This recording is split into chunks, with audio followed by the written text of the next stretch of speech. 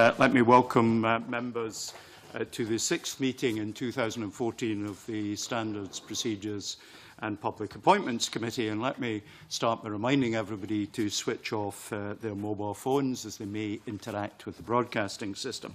Now, we have an innovation today in that some committee members are using their tablets to access the papers which have been marked up in a way to assist that process.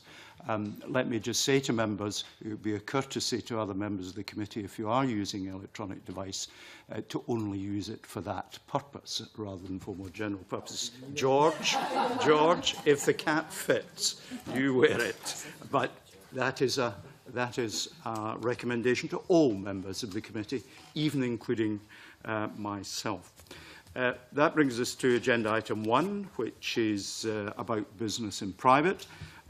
Does the committee agree to take items 4 and 5 in private? Item 4 is for the committee to consider a complaint about 2 cross-party groups, and item 5 is for the committee to consider its next step into its inquiry into procedures for considering legislation. Do we agree to take these items in private? Thank you very much. Right, we come to agenda item 2, and we're going to take evidence from James Dornan, MSP, on the proposed cross-party group on Turkey. And welcome to our meeting, Mr. Dornan.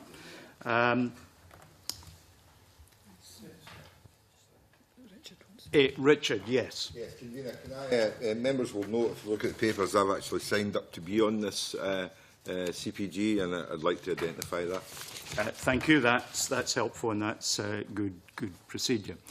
Right, members, are there members who wish to ask questions of Mr. Dornan? Or do you wish to make some remarks, Mr. Dornan? Just 2 things I was made aware of about the Secretariat. One is that we've to make it clear if the role is a paid or unpaid role, and the person who put his name down as the Secretary, Sitki Nalki, has got back to me in an email, which I'm happy to share with the committee, to say that he understands that he'll be doing this in a personal capacity and that he won't be paid for the role.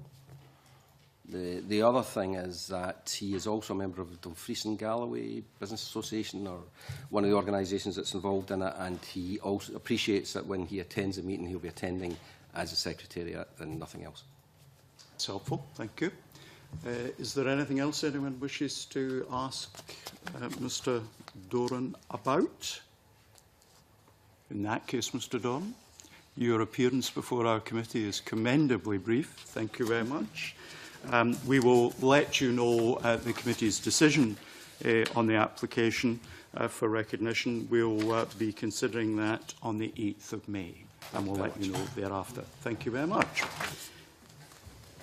Right. Agenda item 3 is for the committee to agree an update to Volume 3, Section 6 of the Code of Conduct to ensure that groups comply with the Scottish Parliamentary Corporate Bodies policies on filming and room bookings. The committee agreed at its last meeting to incorporate these policies into Volume 3. We have a paper that shows the updates at the annex to Paper 2 that's before the committee. Have any members of the committee any comments they wish to make? I'm so glad that that looks as if we've dealt with that issue, and we know. Sorry. Right. Sorry. Could I just ask? I just noticed I had marked something on page 4. It says, for example, cross-party group conveners and secretariats could refer to this section when planning future meetings dates to determine which dates and times would prevent any clashes. This is around booking of rooms, I think, the Parliament website and updates to.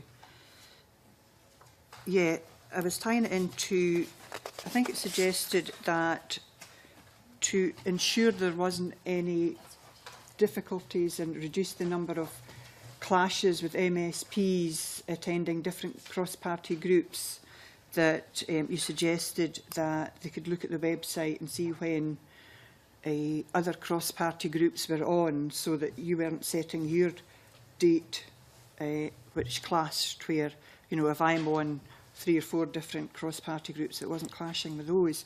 I think that would be very cumbersome, and practically impossible, you know, because you've got to tie it in with when the room is available and the meeting, you know, if you're meeting quarterly or whatever. It would be really difficult to scroll through all the cross-party groups to see where the MSP members were going to be on that particular day, to avoid a clash.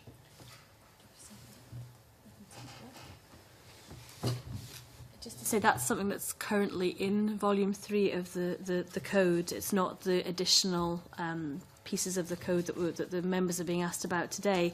But if it's an issue that members wish to explore, then that's something that you can always take into account in the future work programme.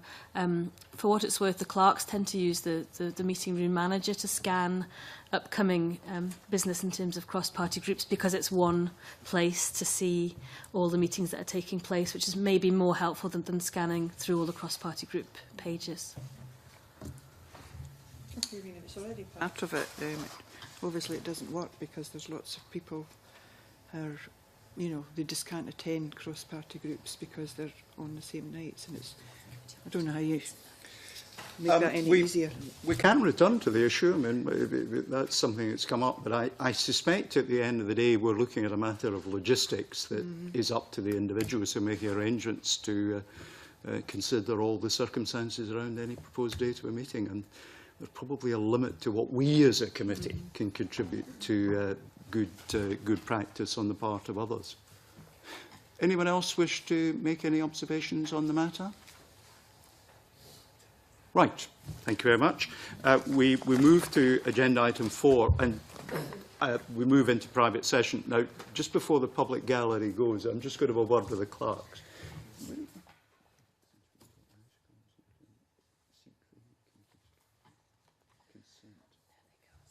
That's fine. Right, thank you. We now have to clear the public gallery.